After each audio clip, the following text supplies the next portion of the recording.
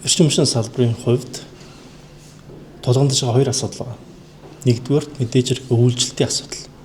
Өвлийг өнтөөд авах ёстой. Цахилгааны хязгаарлал хийхгүй байх ёстой.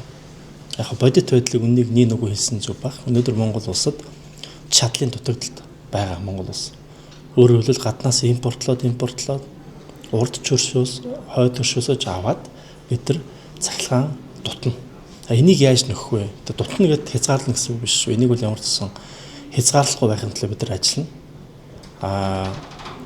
Юунд ялангуяа цахилгаан станц 3 дугаар цахилгаан станц, 4 дугаар цахилгаан станц маш чухал үүрэгтэй юм. Яагаад гэвэл энэ цахилгаан станцууд аюулгүй, тасралтгүй ажиллаж байж саяын нөхцөлийг хангана.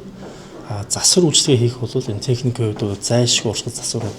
Дээр нь засвар урсгал засвараас гадна яа харахгүй энэ хуучирж байгаа технологи, техник технологи учраас энэ дээр хөрөнгө оруулалтын чанартай төсөв шийдэх асуудал байгаа юм аа. Тэгэхээр бидний хамгийн энэ төрлийн асуудал өнөөдөр бол яг энэ өвлжилтийн асуудал. Техник нь аюулгүй, засвар үйлчлэгээ цагт нь хийж амжих.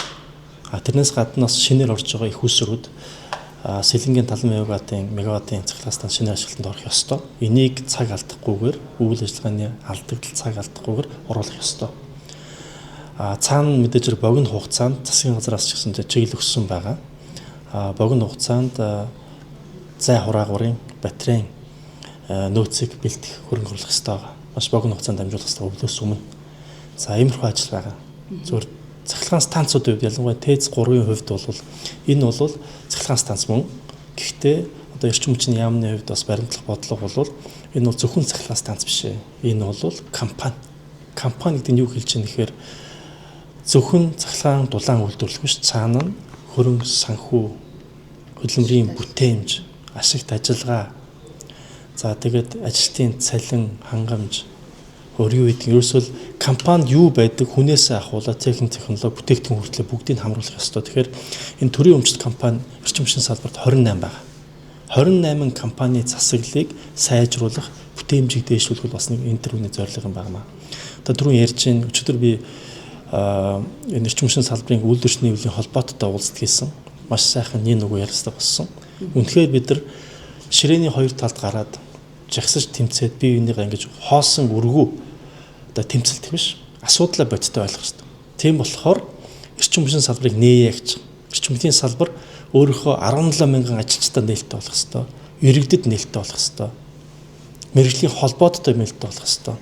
Гадаад дотоод хөрөнгө оруулагчид нээлттэй болох хэрэгтэй. Тэгэхээр энэ бол их чухал юм байна. Ингэжээж бид нар үн тарифыг иргэдэд дарамтгүй компаниудад хөрөнгө оруулагчдад ашигтай байх үзээр дундын юм зохистой төвшөнд навиж байгаа юм байна. Дулааны цахилгаан станцуудын ер нь бол хуучирсан тоног төхөөрөмжийг шинжлэх ер нь төсөв мөнгө ер нь хэр байгаа юм бэ? Бүгдлээд хуучирч байгаа шүү дээ. Энэ жилийн том асуудлаас. За, зөв асуулт.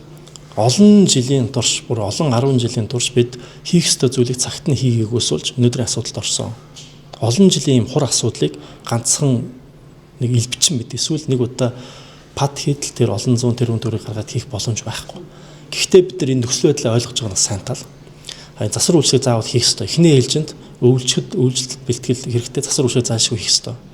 Хоёрдугаарт энэ айжим үе шатаагаар энэ технологи техникийг нь шинжлэх, бүр цаашлах юм бол шинээр станц барих, ийм дайны хөрөнгө оруулалтыг зоригтой хийх ёстой юм байна. Тэгэхээр бид нар одоо энэ дээр нэгдүгээр богино хугацаанд өвлжилтийн бэлтгэл хангах, хоёрдугаарт энэ салбарт тулчаад байгаа олон зуун тэрбум төгрөгийн алдагдал, өр ширний энэ сүлжээг үгүй хийх.